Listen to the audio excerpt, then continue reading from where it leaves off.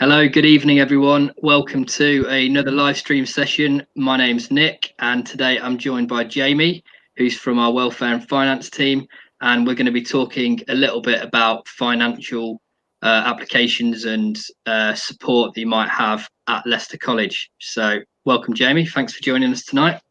Thanks, Nick. As always, if anyone's tuned in, please do feel free to drop any comments in the comment section underneath the video, and we will also put some links and email addresses and stuff at the end of the live stream in there for you. So yeah, Jamie, if you want to just kick us off with a bit of an overview of what we can offer in terms of finance options at Leicester College, that would be great.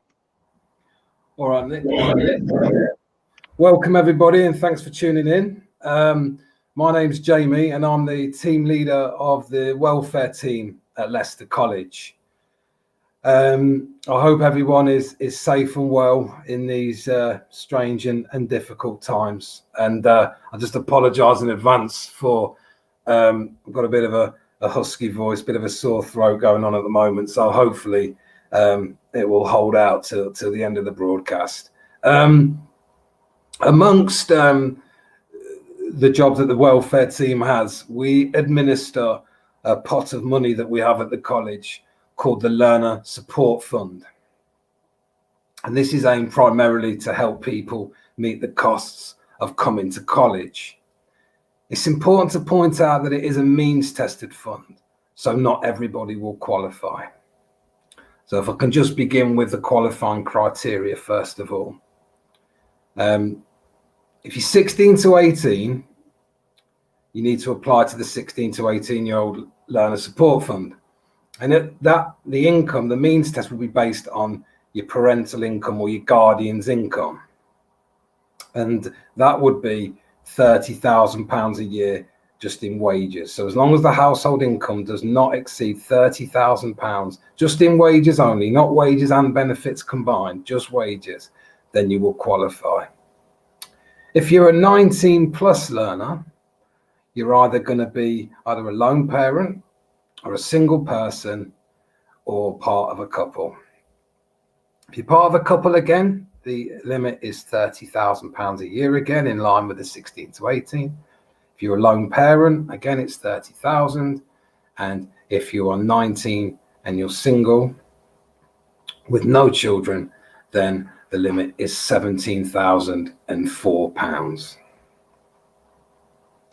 Typical things that we can assist you with. First and foremost, we can help if you live more than 2 miles away, we can help you with travel. And that's normally in the form of a termly bus pass. So most of the time it's First or Arriva. For adults, if you drive, we can also arrange a petrol allowance for you, which will be based on 40p a mile. There's also, for a lot of the courses, there's an enrolment fee to pay or a material fee. And again, if you qualify for the Learner Support Fund, that will be paid for you. And obviously at the college, we offer a lot of vocational courses. So for example, we have all the construction courses, the catering courses, the hair and beauty. And obviously there's a kit list that's required and a uniform. So again, if you qualify for the fund, we will arrange to pay that for you. If you qualified for free meals at school and nothing's changed in your circumstances, we can also assist you with that. And if you are in need of childcare, so if you need childcare to support you while you're studying at Leicester College, we have a provision to pay for your childcare as well. It's very important for me to point out at this point, today is just a brief overview of what we offer. If you have any specific questions, I'd invite you to email us on our dedicated welfare email. Hopefully Nick can flash that up. There you go. The magic has happened. So that's just welfare@leicestercollege.ac.uk. So if I don't cover everything or you think there's something I missed, then please just email us and we can then email you back with specific advice based on your individual circumstances. So typical things, just to summarize, we can help you with bus fares, any enrolment fees, any kit or uniform that you require, and any childcare, and also free meals if you receive those at school and nothing's changed. So the way that you access this is through it's now an online process. So from June the 1st, there'll be an online application available through the college website. And there's a 16 to 18-year-old link and a 19 plus link. So obviously just pick the one that's specific to your age. We then ask for household income that you can attach electronically. And it's really important that you do that, because without the correct evidence, we can't do the means test, and therefore your application will just sit there. So really the key message is to know that there is help there. It is means tested, and it's all done online now. And that will be available from June the 1st via the college website, ready for the September 2021 start. So there's just a brief overview of what we can offer you. So I'd invite any questions if anyone has any, please. Yeah, thank you for that, Jamie. Yeah, hopefully that's given you a bit of an idea of who could be relevant for this, whether you can apply for this, whether it will cover your particular financial situation. Please do, as Jamie said, visit the website, and that should be in the comments for you now.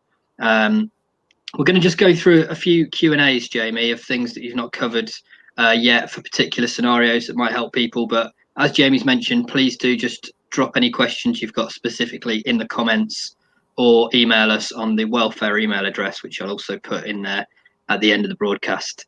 So one particular FAQ that we've got here that wasn't mentioned, as far as I know, is about nursery costs. Is there any way that this can be funded by the student bursary? Yeah,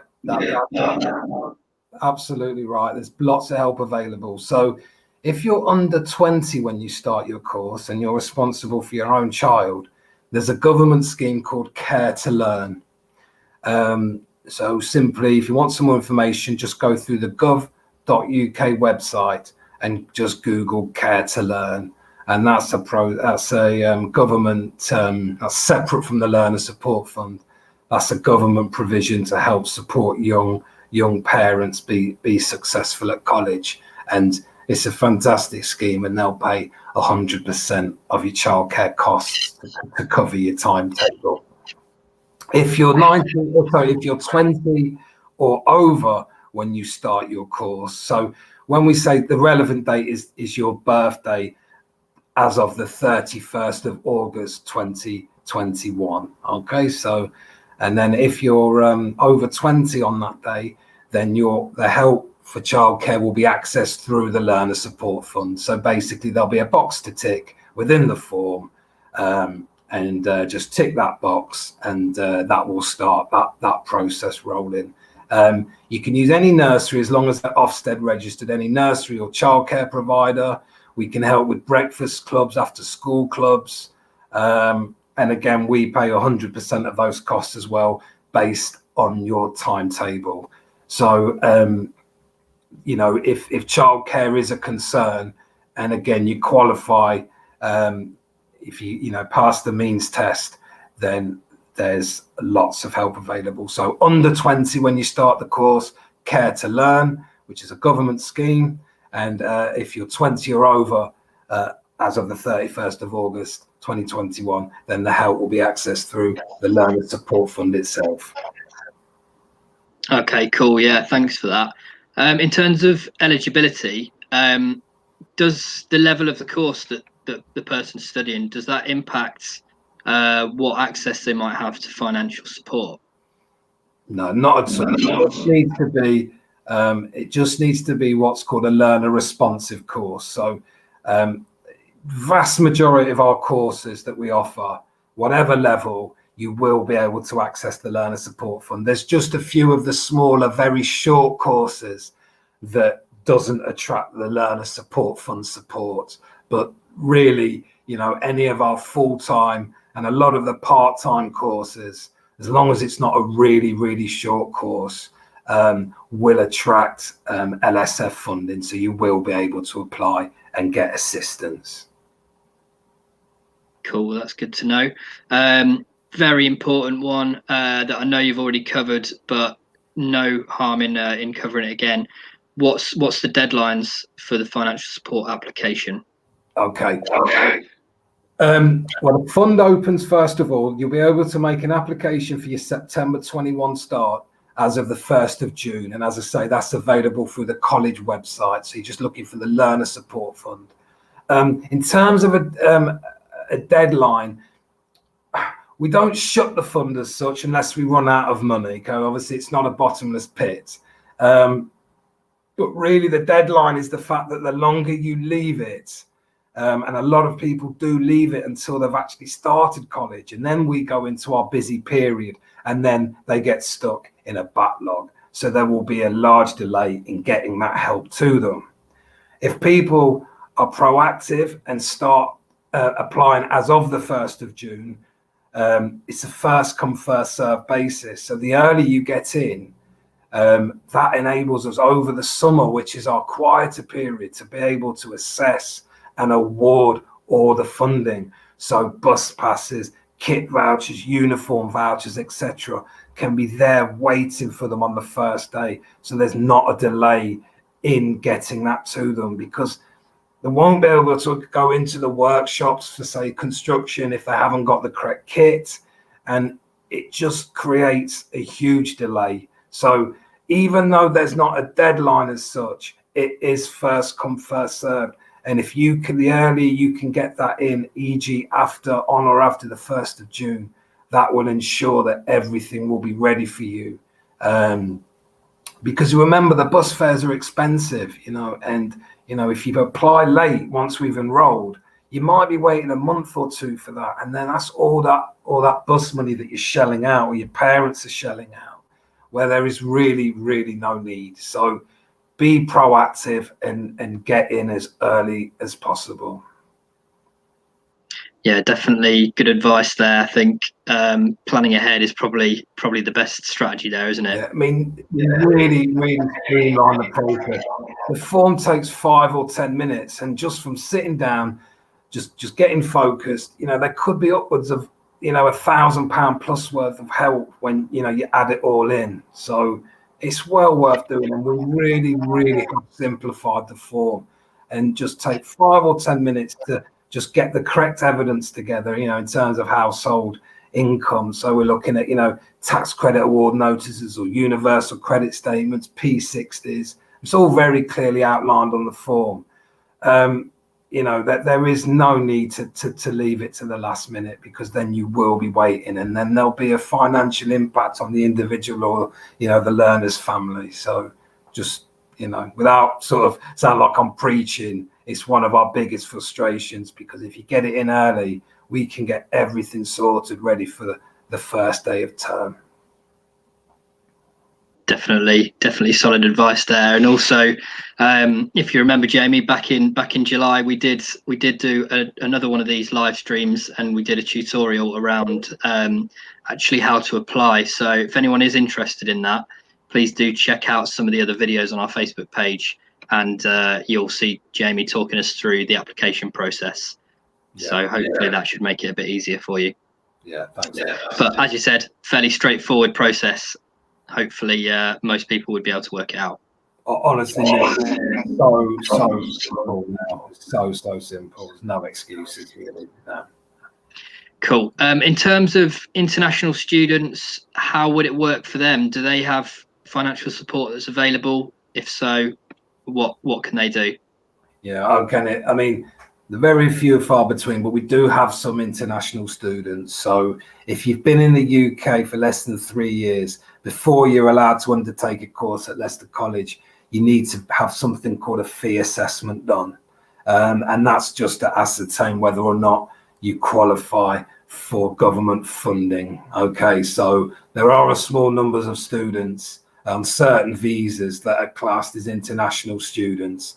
And unfortunately, that is a very, very small group of people that won't be able to access the Learner Support Fund. But they are very, very few and far between there.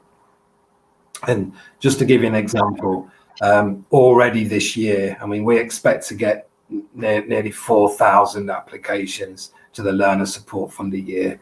We're already at nearly 2,500. And as I say, the international students are just a very, very tiny small group that wouldn't be able to access the fund. Cool, yeah. And just on that similar topic, what about asylum seekers? What's their status in terms of being able to apply to the Learner Support Fund? Yeah, absolutely. Good question. And there is no reason an asylum seeker cannot access the Learner Support Fund. Or we'd ask, as I say, when they have to provide the means test evidence, we would just need to see a copy of their biometric residence permit, their ARC card, their ASPIN card, which is the bank card that asylum seekers have. And we would just need an up-to-date account balance from an ATM machine. But yeah, there is nothing that precludes asylum seekers from applying. And again, this year, as in previous years, that support's ongoing, and we've supported many already this year. So that's not a barrier to accessing the Learner Support Fund. Brilliant. No, that's good. In terms of age, is there any age limit for financial support in terms of student loans or bursaries or any of the financial support available? No, not whatsoever. As I've said, there's a 16 to 18-year-old Learner Support Fund, and there's a 19 plus. There's no upper limit to the help. It's just based on that household income. So there is no upper age restrictions with the Learner Support Fund. So it's access to all. And can you just remind us of the household income limit for anyone who might have missed it earlier? Yeah, sure. What is that for? For 16 to 18, we're looking at parental or guardian's income, and the upper limit for that can't exceed £30,000 in just wages. So it's not wages and benefits, just in wages. So it would be whatever's on their P60s/wage slips. 19 pluses that are single without children, then the income limit is £17,004. Just one of these weird and wonderful figures that the government produce, but it's 17,004. And if you're 19 plus and you're either a lone parent or part of a couple, then it goes back up to the 30,000 again. I'm really sorry about my voice. That's all right. Well, you'll be pleased to know there's only one more FAQ that we've got left, Jamie. So let's make it a good one. All right. Bursaries. How does that differ to the Learner Support Fund that you've covered? I guess it's a word that people might throw around when asking about financial support. Yeah. Do we have anything like that available? Right, yeah. I mean, the Learner Support Fund is commonly sort of known as the bursary fund. But there are a small group of people, again, it's all access through the Learner Support Fund as the starting point, but there are a small group of people that are entitled to a weekly cash amount, and we call that our targeted bursary.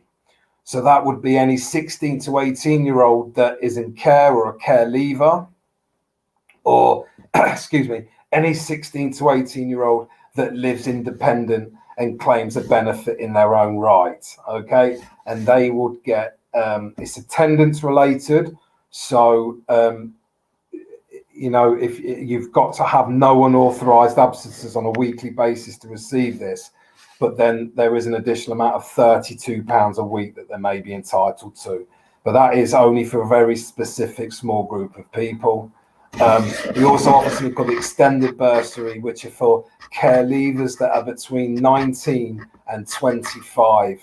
And again, it's the same amount. It's that £32 a week, and it's attendance related. All right. So every week it's checked to check whether they've got any unauthorized absences. And if they haven't, then they receive that funding to help them. just a little bit of extra financial support. There is also for our HE students, it's going slightly off track because HE students can't apply to the Learner Support Fund. That's important to point out. The Learner Support Fund is just for courses up to level 3. Beyond that, we go into something called higher education, which is university level courses. And we do offer that at the college, but they have no access to the Learner Support Fund. But we do have a hardship bursary as well for our HE learners, okay? Slightly different qualifying criteria. But again, if in doubt and you are an HE student in hardship, then please email us on the welfare email. Yeah, brilliant. Yeah, thanks for that, Jamie. Well, that pretty much brings us to a close with this. Hopefully that's given everyone watching a good overview of what finance options are available at the college, and you know how it can apply to you. I think there's a criteria that suits a lot of people that be looking to study here. So please do make use of that money, because it could be a real help and it could make the difference in your study options.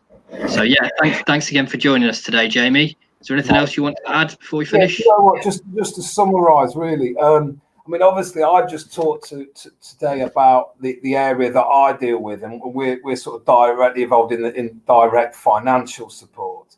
But I just need to make people aware of, you know, the incredible support services we have at the college. You know, we have our own counselling services, for example.